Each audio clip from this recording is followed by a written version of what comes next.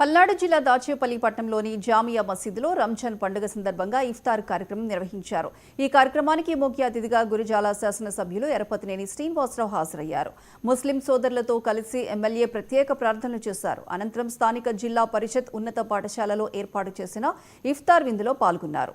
అనంతరం ఆయన మాట్లాడుతూ ముస్లింల సంక్షేమమే తమ ప్రభుత్వ లక్ష్యమని తెలిపారు.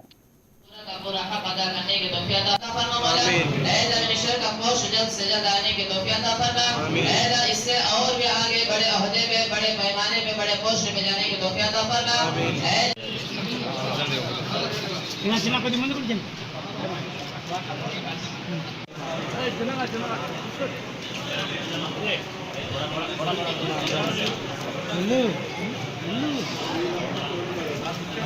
ఈ పల్నాడు ప్రాంతంలో కూడా మనం చూస్తే ఏ పండుగలు వచ్చినా ముస్లిం హిందువులు కలిపి కూడా కలిసిమెలిసి ఉంటారు, చేసుకుంటారు. అదే భవిష్యత్తులో కొనసాగాలని చెప్పి నేను కోరుకుంటున్నాను.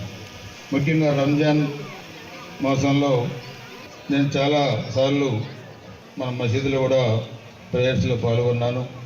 గత సంవత్సరం చూస్తే ఎన్నికలకు ముందు నేను కూడా మిమ్మల్ని అందరినీ కూడా మీ ఆశీస్సులు కూడా ఎన్నికల్లో కావాలని చెప్పి కోరాను.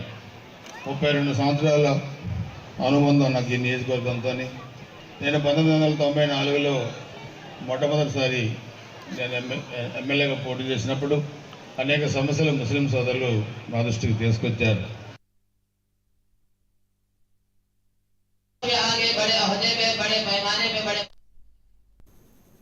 నెల్లూరు జిల్లా వింజమూరు